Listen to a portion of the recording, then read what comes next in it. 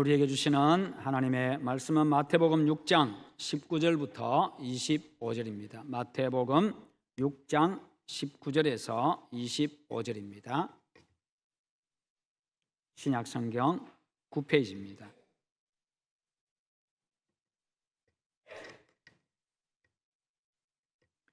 너희를 위하여 보물을 땅에 쌓아두지 말라. 거기는 좀과 동록이 해하며 도둑이 구멍을 뚫고 도둑질하느니라. 오직 너희를 위하여 보물을 하늘에 쌓아두라. 거기는 좀이나 동록이 해하지 못하며 도둑이 구멍을 뚫지도 못하고 도둑질도 못하느니라. 내 보물 있는 그곳에는 내 마음도 있느니라. 눈은 몸의 들불이니 그러므로 내 눈이 성하면 온 몸이 밝을 것이요 눈이 나쁘면 온 몸이 어두울 것이니 그러므로 내게 있는 빛이 어두우면 그 어둠이 얼마나 더하겠느냐. 한 사람이 두 주인을 섬기지 못할 것이니 혹 이를 미워하고 저를 사랑하거나 혹 이를 중히 여기고 저를 경히 여김이라. 너희가 하나님과 재물을 겸하여 섬기지 못하느니라. 함께 봅니다. 그러므로 내가 너희에게 이르노니 목숨을 위하여 무엇을 먹을까 무엇을 마실까 몸을 위하여 무엇을 입을까 염려하지 말라. 목숨이 음식보다 중하지 아니하며 몸이 의복보다 중하지 아니하냐. 아멘. 네, 오늘 말씀의 제목 같이 한번 읽어봅니다. 부자 되세요. 네, 예수님하고 인사 한번 합시다. 부자 되세요. 네. 부자 되라니까 기분 좋지요. 네, 다 부자 되시기 바랍니다. 여러분 다 부자 되기 원하세요? 네, 저도 여러분들 다 부자 됐으면 참 좋겠습니다. 근데 돈만 많은 부자가 아니라 훌륭한 부자 되시기 바랍니다.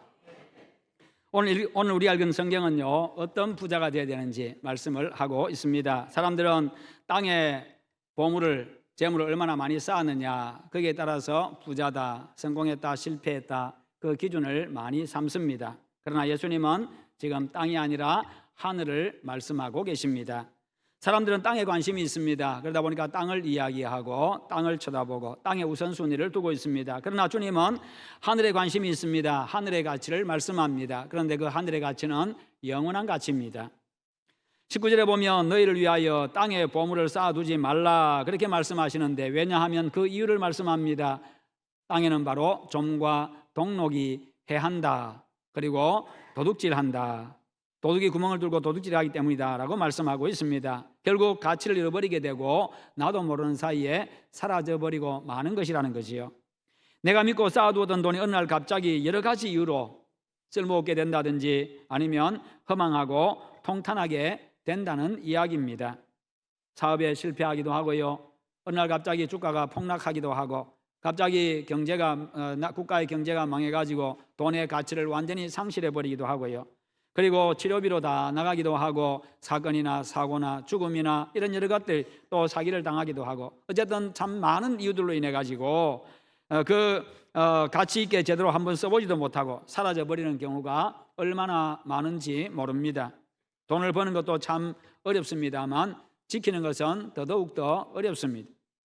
세상에서 가장 불안정한 것이 돈이기 때문입니다. 온갖 이유들로 인해 가지고 이것이 내 품에서 사라지고 가치도 떨어지고 그렇게 합니다. 믿을 수 없는 것입니다. 그래서 이런 불안정한 재물에 마음을 두고 그것을 의지하고 그것에 기쁨과 소망을 두고 사는 사람은 결코 평안을 얻지를 못합니다. 그 자체가 불안정한 것이기 때문에 항상 불안한 것이지요. 그런 사람은 돈이 사라질 때에 그 돈과 함께 자기 인생도 사라지고 맙니다. 돈에다 모든 것을 다 걸었기 때문입니다. 그래서 보물을 땅에 쌓으려 하지 말고 그것이 사라지기 전에 하나님이 기뻐하시는 그런 선한 일을 위해서 하늘에 쌓으라 그렇게 말씀하고, 그것은 하늘에 쌓아놓으면 영원하다라고 말씀합니다. 돈은요, 믿을 만한 대상이 되지를 못합니다. 내일의 진정한 대책도 되지를 못합니다. 그러므로 하나님이 주신 재물로 하나님을 기쁘시게 하고 또 사람들을 기쁘게 하고 유익하게 함으로써 하늘의 보물을 쌓는 여러분들 다 되시기를 축원합니다. 그리고 돈에 대한 욕심은요, 우리의 눈을 어둡게 만듭니다. 23절에 22절과 23절에 보면 눈은 몸의 등불이니 그러므로 내 눈이 성하면 온 몸이 밝을 것이요 눈이 나쁘면 온 몸이 어두울 것이니 라고 말씀하고 있는데, 바로 눈을 나쁘게 한다는 것은 바로 분별력을 잃어버린다라는 그런 의미입니다. 분별력을 잃어버린다. 눈이 어두워졌다. 분별력을 잃어버렸다. 그 말이죠. 네가 돈에 눈이 어두워서, 네가 뭐에 눈이 어두워서 그래서 잘 분별하지 못한다. 그 말이죠. 진짜 중요한 것을 네가 알지 못하고 분별하지 못하고 보지 못한다. 그 말입니다. 돈에는 이렇게 우리의 분별력을 흐리게 만드는 위험 요소가 있습니다. 우리에게는 옳고 그름과 좋고 나쁨과 참 가치와 거짓 가치와 땅의 가치와 하늘의 가치를 분별할 수 있는 분별력이 있어야 합니다. 그래야 인생을 성공적으로 살아갈 수가 있습니다. 분별력이 없으면요, 아무리 열심히 살아도 결국 망하고 맙니다. 망하는 인생이 되고 맙니다. 돈 때문에 흥할 수도 있지만 돈 때문에 망할 수도 있는 것이 인생이고 돈입니다. 그래서 우리에게는 사리와 가치를 분별할 줄 아는 분별력이 있어야 합니다. 그런데 여러분, 분별력이 왜 떨어집니까? 욕심 때문입니다. 분별력이 떨어지는 것은 욕심 때문입니다. 분별력이 사라지는 것은요, 지나친 욕심 때문입니다. 남이 어떻게 되든지 나만 더 가지면 된다고 하는 그런 욕심 때문에 사람을 해칩니다. 돈과 사람을 바꾸는 것이요, 돈에다 더 가치를 두니까 분별을 잃어버리니까 진짜 중요한 사람의 목숨을 해친다는 거예요. 진짜 중요한 그 사람의 그렇게 다른 사람을 해침으로 말미암아 가지고 그 집안, 다른 집안 자체를 망하게 만들어 버립니다. 불행하게 만들어 버리는 그런 일들도 하는 것이요. 그렇잖아요. 보이스피싱 하는 사람들도 돈에다 가치를 두니까요, 그 사람이 어떻게 모은 돈이든지 그 집안에 어떤 돈이든지 관계없이 그냥 그저 그렇게 해서 그 집의 돈을 사기쳐가지고 빼내고 그렇게 하잖아요. 이게 바로 분별력을 잃어버린 겁니다. 욕심 때문에요, 눈이 어두워진 겁니다. 욕심 때문에 뭐가 중요한지를 모르는 거예요. 그 욕심 때문에 소중한 인간관계를 깹니다. 사람을 잃어버립니다. 욕심 때문에 하나님을 잃어버립니다. 하나님과의 관계를 깨버립니다. 하나님을 떠납니다. 하나님보다 그것을 더 중요하게 여기니까요. 여러분, 바둑도 보셨지요? 바둑 두는 거 옆에서 보시기도 하셨지요? 그런데 여러분 보세요. 두 사람이, 다른 사람이 바둑 두는 것을 옆에서 볼 때는요, 수가 훤하게 보입니다. 수가 훤하게 보여. 옆에서 보니까 두 사람이 바둑 두고 있는데 옆에서 보면요, 수가 훤하게 보여. 아주 저렇게 하면 되는데, 옆에서 보니까 답답해요. 그렇게 하면 되는데 고민하고 있고, 지금 다른 바둑들을 옮기려고 지금 끄떡끄떡하고 있으니까 옆에서 보니까 안타까워가지고, 야, 그렇게 하지 말고 여기 갖다 넣으면 되잖아. 그렇게 해가지고 상대방 욕도 들어먹기도 하고 그렇게 하잖아요. 왜 그렇게 수가 훤하게 보입니까? 이길 욕심이 없잖아요. 자기는요, 지금 자기가 경기하고 있는 게 아니고 이길 욕심이 없으니까 보이는 겁니다. 그런데 그 바둑 두는 사람은 왜 안 보이겠어요? 이기려고 하는 그 욕심이 강하다 보니까요, 그게 안 보이는 거예요. 평상시에는 자기도 혼수 둘 때는 다 보였는데 막상 자기가 경기하니까 안 보이는 겁니다. 마찬가지로 나를 위한 이기적인 마음과 욕심으로 땅에 보물을 쌓아두려는 그 마음으로 가득 차면요, 실패를 부른다는 겁니다. 사리와 가치에 대한 분별력을 잃어버리기 때문입니다. 분별력이 있는 사람은 성공하지만 분별력이 없으면 실패하고 맙니다. 욕심으로 돈의 마음을 빼앗기면요, 세상을 움직이는 하나님의 손을 보지를 못합니다. 하나님의 손을 보지를 못하고 돈이 세상을 움직이는 것처럼 그렇게 돈이 먼저 보인다는 거예요. 돈이 다 좌지우지한다고 생각합니다. 사실은 하나님이 세상 역사를 이끌어 가시고 하나님이 인간의 흥망성쇠를 결정하시고 하나님이 생사화복을 주관하시는데, 그것을 또 기도할 때 우리가 말로는 잘 하는데 막상 그 욕심에 마음을 빼앗기면요, 그 욕심이 들어오면 하나님의 손길이 보이지 않습니다. 세상을 움직이는 하나님의 손길은 보이지 아니하고 자꾸 다른 것만 보인다는 것이요. 진정한 가치와 옳고 그름, 하나님의 뜻을 분별하지를 못합니다. 그러면 결국 실패한 인생이 되고 맙니다. 혹시 돈은 많을지 몰라도요, 참 가치와 거짓 가치에 대한 분별력을 달라고 기도하시기를 바랍니다. 그래서 진정한 여러분 분별력 있는 사람 되시기를 바랍니다. 그래야 우리가 인생을 성공적으로 살아갈 수가 있습니다. 정말 중요한 것을 얻으며 살아갈 수 있어요. 중요한 것을 지키며 살아갈 수 있습니다. 돈에 대한 욕심은요, 하나님에 대한 믿음을 빼앗아갑니다. 아무리 교회를 오래 다녔고 직분을 맡았어도요, 돈에 대한 욕심에서 벗어나지 못한 사람은 절대로 믿음이 자라지를 못합니다. 돈의 마음이 뺏겨가지고 하나님에 대한 믿음에 관해서는 전혀 관심이 없기 때문입니다. 그래서 예수님은요, 24절에서 한 사람이 두 주인을 섬기지 못할 것이니 혹 이를 미워하고 저를 사랑하거나 혹 이를 중히 여기고 저를 경히 여김이라. 너희가 하나님과 재물을 겸하여 섬기지 못하느니라. 이렇게 말씀하고 있어요. 돈도 섬김의 대상이 될 수 있다는 거예요. 돈이 우상이 될 수 있다는 겁니다. 돈이 하나님의 자리를 차지할 수 있다는 거예요. 그래서 그러면 하나님이 주인이 되지를 못하고 돈이 주인이 될 수 있다는 겁니다. 두 주인을 섬기지 못한다는 거예요. 두 군데 똑같이 마음이 가지를 못하기 때문입니다. 내 자식한테도 똑같이 마음이 다 가지 않습니다. 그렇잖아요. 내 자식한테도 똑같이 마음이 다 가지 않습니다. 사랑을 똑같이 그렇게 배분하지를 못합니다. 마음이 더 가는 자식이 있고요, 더 주고 싶은 자식이 있고요, 그런 거예요. 근데 하나님과 돈은 눈에 보입니다. 하나는 눈에 안 보여요. 똑같이 못 섬깁니다. 눈에 보이는 게 먼저 들어옵니다.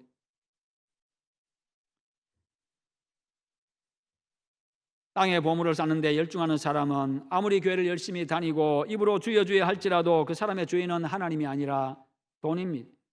그러므로 그는 구원을 얻을 수 없다는 겁니다. 이것은 정말 심각한 문제입니다. 그는 이는요, 세상에서 성공하느냐 못하느냐 이 문제가 아니라 우리의 구원이 달린 대단히 중대한 문제입니다. 내 안에서 하나님이 사라져버리니.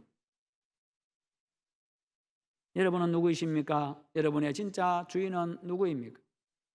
내 마음을 빼앗고 나를 이끌어가는 것이 내 주인입니다. 하나님을 주인으로 모시고 하나님께 이끌리고 하나님의 말씀에 따라 살아가는 여러분들 되시기를 축원합니다.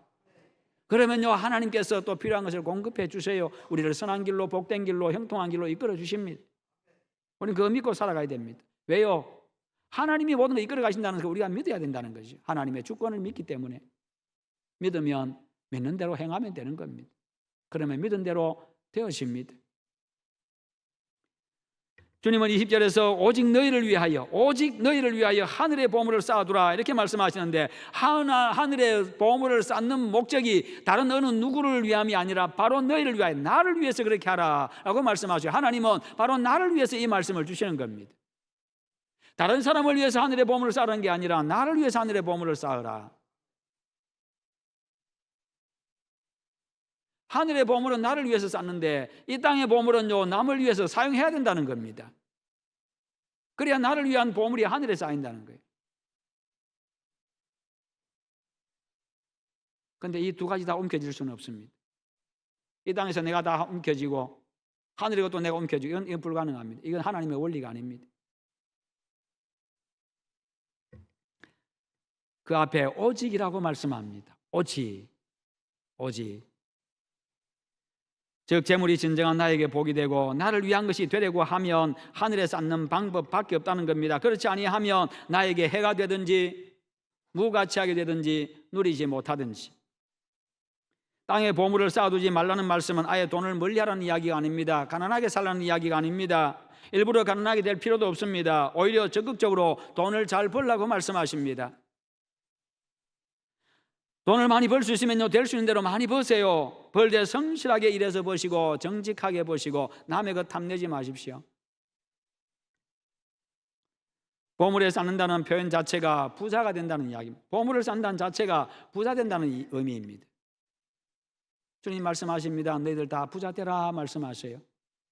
그런데 중요한 것은 그 부를 어디에 쌓느냐.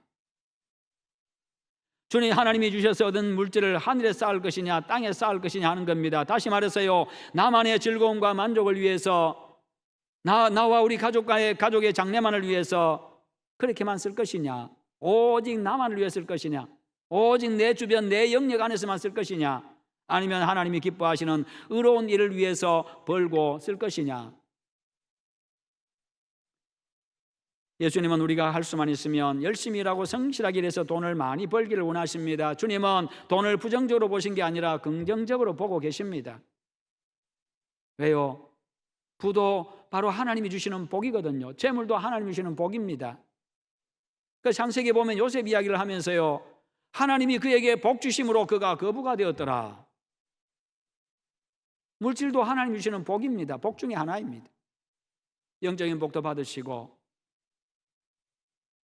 평강과 기쁨의 그 정신적인 마음의 복도 받으시고 건강의 복도 받으시고 재물의 복도 받으시기를 축원합니다.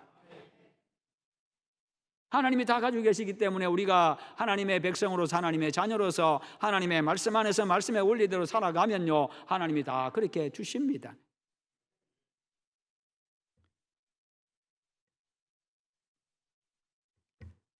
지금 우리가 사는 세상에는 하루에 한 끼 먹기도 힘든 사람들이 얼마나 많은지 모릅니다. 하루 한 끼가 아니라 며칠에 한 끼 먹는 사람, 하루에 6만 명 이상이 굶어 죽어가고 있습니다. 그런데 우리는 음식을 남기고 많이 버리지요. 조금만 냄새만 이상해도 그냥 버립니다. 물론 건강이 중요하니까 버리세요. 버려야 되는데 버리지 말라는 이야기가 버리세요. 그런데 우리는 그렇게 풍족하게 살아가지만 이런 사람들도 많이 있다는 걸 우리 생각하면서 살아가야 됩니다. 그냥 그들을 놔둔 채 오늘 나 혼자 먹을 만큼 벌었으니까 뭐하러 더 고생하겠느냐, 좀 쉬엄쉬엄 살자, 믿는 사람은 돈 욕심 낼 필요가 없으니까 먹고만 살면 된다, 이것도 옳은 자세가 아닙니다. 끝까지 성실하게 하셔야 됩니다. 내 현재 있는 것으로도 내가 좀 덜 쓰고 도와야 되지 않겠습니까? 많이 있는 사람은 많이 있는 대로 많이 도우고, 적은 사람은 적은 대로 또 적게 도우고, 최선을 다했어. 그냥 다음에 많이 벌어서 많이 도우겠다, 그게 아니라 도우면서 벌어야 됩니다. 그런 선한 일을 위해서 열심히 일해서 돈 벌고, 그 선한 일을 위해서 돈을 쓰는 것이 하늘의 보물을 쌓는 의로운 부자의 모습, 주님이 말씀하시는 진정한 부자의 모습입니다. 땅에 보물을 쌓지 않는 것이 중요한 게 아닙니다. 하늘의 보물을 쌓는 게 중요합니다. 하지 않는 게 중요한 게 아니라 이거 하는 게 중요하다는 거예요. 우리는 적극적으로 살아야 됩니다. 능동적으로 살아가야 돼요. 땅에 쌓지 않는 것에 그치는 것이 아니라 하늘에 쌓는 거룩하고 의로운 삶에까지 나아가야 합니다. 나쁜 일을 하지 않는 것에서 그치는 게 아니라 선한 일을 하는 자가 되어야 된다는 거예요. 저는 여러분 모두가 부자 되기를 원합니다. 그러나 나만을 위해 쌓아두는 어리석고 이기적인 부자가 아닙니다. 거룩한 부자요. 하나님이 기뻐하시는 거룩한 일, 사람들에게 희망과 용기와 소망을 주는 의로운 일에 사용함으로 하늘의 보물을 가득 쌓는 거룩하고 의로운 부자가 되시기를 축원합니다. 우리가 그렇게 살아가면요, 세상이 바뀌어집니다.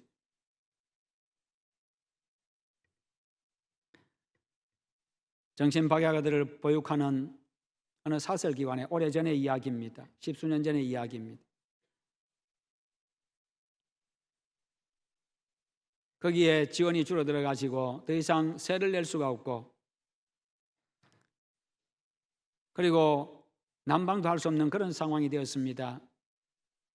그런데 이틀 후에 신문에 그런 기사가 났었는데요, 이틀 후에 한 40대 주부가 이 신문사에 찾아가서 돈을 2천만 원을 내놓았습니다. 그러자 기자가 와서 이름이 무엇인지, 어디에 사는지 그렇게 물었습니다만, 이 아주머니는 그냥 아무것도 밝히지 아니하고 그냥 쪽지만 남겨두고 떠났습니다. 그런데 거기에는 이런 내용이 적혀 있습니다. 어제 내가 빨래를 하고 있는데 중학교 다니는 아들이 신문을 들고 와서는 엄마, 우리가 도와야 될 사람이 생겼어요 하는 것이었습니다. 나는 아들이 들고 온 신문을 보고 도와줘야 됐다는 생각을 했습니다. 제게는 중학교와 고등학교에 다니는 두 아들이 있는데 두 아들 다 전교에서 1등, 2등 하는 수재들입니다. 그런데 하나님이 이런 두 아들을, 똑똑한 아들들을 나에게 준 것은 자랑하라고 준 것이 아니라 이들을 통해서 어려운 이웃들을 도우라고 섬기라고 주신 것임을 믿습니다. 그래서 제가 갖고 있는 돈 가운데 큰아들의 대학 입학금을 제외한 나머지 돈을 다 가지고 왔습니다. 이 돈으로 빌린 집세도 내고 연탄도 사서 난방도 하십시오. 하나님이 저에게 지금은 이 정도의 심부름밖에 시키지 않으셨지만 나중에는 더 큰 심부름을 시키실 줄로 믿습니다. 그 내용이었습니다. 이것이 바로 성경의 원리입니다. 지금은 적은 심부름 하지만 그 당시에 2천만 원 참 큰 돈이죠. 그런데 적은 심부름 하지만 하나님은 다음에 더 큰 심부름을 하게 하실 줄로 믿습니다. 그 말은 하나님이 더 많이 채워서 내가 더 많이 도울 수 있게 해주실 거라는 거죠.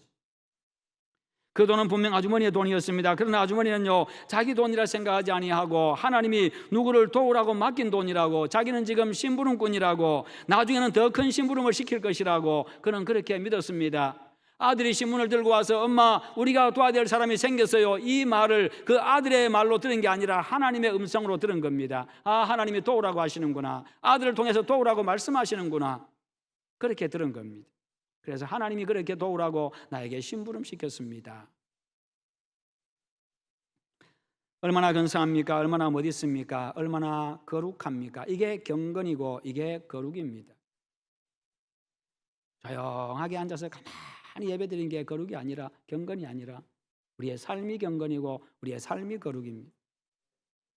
예배는요, 시끄러워야 돼요. 예배는 활기차야 됩니다. 시끄러워야 됩니다. 싸움으로 시끄러운 것이 아니라 찬양으로 시끄럽고 기도로 시끄럽고요, 박수로 시끄럽고요, 춤으로 시끄럽고요. 예. 잔치집은 시끄러워야 돼요. 교회는 잔치집입니다. 매 주일마다 잔치집. 정말 시끄러운 교회가 되기를 바랍니다. 예. 여러분, 이렇게 사는 것이 우리가 부자가 되어야 되는 이유가 아니겠습니까? 주님은 우리가 그런 사람 되기를 바라시고요, 우리에게 복을 주십니다. 여러분, 부자가 무엇입니까? 돈 많은 게 부자입니다. 그러나 진정한 부자는 누구입니까? 넉넉한 마음으로 베풀고 주는 사람. 마음이 넉넉한 사람이지요. 가진 것 좀 적어도 늘 그렇게 주고 싶은 마음 가진 사람, 그래서 주는 사람이 진짜 부자입니다. 누가 진정한 기쁨을 누리는 사람이고 행복한 사람입니까? 많이 가진 사람이 아니라 많이 주는 사람요. 아무리 많이 가졌어도 하나님과 사람에게 인색한 사람은 가난한 사람입니다. 불행한 인생입니다. 반면에 아무리 가진 것이 없어도요, 하나님과 사람에게 넉넉한 사람이 부자입니다. 그 사람이 진정 행복한 사람이지요. 여러분, 어린아이에게 냉수 한 그릇 대접하는 사람도 우리 주님은 잊어버리지 아니하고 주님께 한 것이라 생각하시고 주님께서 상 주신다고 말씀하십니다. 그리고 참된 경건이라고 하는 것은 가난한 자와 약한 자를 돕는 것이라고 했습니다. 그것이 곧 하늘의 보물을 쌓는 것이다. 그런데 우리가 힘들고 어려운 사람들을 더 많이 도우려면, 하늘의 보물을 많이 쌓으려면 돈도 많이 벌어야 됩니다.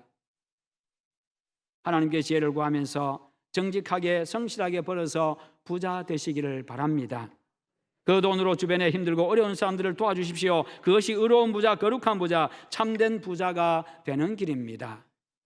우리가 개인적으로 그렇게 살아가야 되고, 교회도 역시 그래야 됩니다. 어려운 교회들, 힘든 교회들, 주변에 어려운 사람들 계속해서 많이 도와주고 계속 퍼내야 됩니다. 우리가 헌금하는 것 복음을 위해서, 다음 세대 키우라고, 교회 관리하라고, 또 어려운 사람 도와주라고, 선교하라고, 그렇게 우리가 헌금하고 있습니다. 그런 일에 우리가 마음껏 써야 됩니다. 그러면 하나님이 하나님의 말씀의 원리대로 여러분들에게 더 채워주실 것이고, 우리 교회가 모든 면에서 더 흥하게 될 것입니다. 풍족한 교회가 될 것입니다. 개인이든지 교회든지 그래야 합니다. 성경입니다. 성경대로 교회가 이끌어가고, 성경대로 우리가 살아가고, 그러면 성경대로 하나님이 허락해 주시고 약속대로 지키십니다. 예수님은요, 내가 곧 길이요 진리요 생명이라고 말씀합니다. 예수님은 구원의 길만 되는 게 아니라 모든 영역의 길 되시는 분이십니다. 영적인 일에도, 정치, 경제, 사회, 문화, 교육, 예술, 이 모든 영역에도, 모든 분야에도 우리 예수님이 길이 되십니다. 그러므로 주님의 말씀 따르면요, 그 모든 분야의 길이 열립니다. 주님이 열어주십니다. 우리 인생의 길도 우리 주님 열어주십니다. 성경을 보면 하나님의 마음에 들게 살아갔던 사람들에게 이름도 창대하게 하셨고 물질도 풍성하게 하셨음을 볼 수 있습니다. 우리도 그렇게 될 수 있습니다. 여러분, 부자 되었으면 좋겠습니다. 의로운 부자, 거룩한 부자, 아름다운 부자 말입니다. 그래서 여러분들이 가진 모든 것이 하나님께 기쁨이 되고 여러분과 주변 사람들에게 복이 되었으면 참 좋겠습니다. 그러면 세상이, 내 살아가는 삶의 영역이 달라지지 않겠습니까? 저 사람들은 사는 목적이 달라, 저 사람들은 돈 버는 목적이 달라, 저들은 돈 쓰는 것이 달라. 그러면 한 사람 한 사람 보고 감동받고 그들도 조금씩 바뀌지 않겠습니까? 세상은 그렇게 바뀌는 겁니다. 한꺼번에 그냥 천지개벽하듯이 바뀌는 게 아닙니다. 사람의 마음이 달라져야, 감동을 받아야 바뀌는 것이요. 그런 아름다운 여러분들에게 하나님께서 반드시 더 많은 것으로 채우시고 더 많이 누리고 더 많이 베풀게 하시는 그런 은혜가 있을 것입니다. 이것이 하나님의 약속이고 성경입니다. 하나님은 당신의 그 약속과 원리에 따라서 행하시는 분이십니다. 그래서 그 말씀대로 살아가면 반드시 그렇게 됩니다. 하늘의 보물을 쌓는 의롭고 거룩한 부자, 그런 거룩한 우리 교회가 되기를 주님의 이름으로 축원합니다. 한번 기도하십시다. 기도하실 때 하나님, 우리 자신이 거룩한 부자 되게 하시옵소서. 우리 교회가 거룩한 부자 교회가 되게 하시옵소서. 우리도 함께 기도하겠습니다. 거룩하신 하나님 아버지 감사합니다. 오늘도 우리에게 말씀 주심을 감사합니다. 늘 하나님의 말씀 붙잡고 믿음으로 살아가게 하시옵소서. 우리의 모든 성도가 거룩한 부자, 의로운 부자, 아름다운 부자 되기를 원합니다. 우리 교회가 거룩한 부자, 아름다운 하나님의 교회, 하나님의 의로운 부자 교회가 되기를 원하오니 하나님 함께하여 주시옵소서. 하나님 아버지, 나의 그늘에서 많은 사람들이 유익을 얻으며 기쁨을 얻으며 도움을 얻게 하시고 우리 교회 하나님의 그늘에서 많은 교회들이, 많은 이웃들이, 많은 사람들이 하나님의 도움을 받고 힘을 얻고 용기를 얻게 하여 주시옵소서. 그렇게 하나님의 세상 속에서 빛과 소금의 역할을 잘 감당하는 우리 하나님의 성도를 되게 하시고 우리 교회가 되게 하여 주시옵소서. 그리함으로 하나님께서 더 흥하게 하시고 더 풍성하게 하시는 그런 우리의 삶이 되고 우리 교회가 되도록 하나님 함께 하시옵소서. 예수님의 이름으로 기도하옵나이다. 아멘.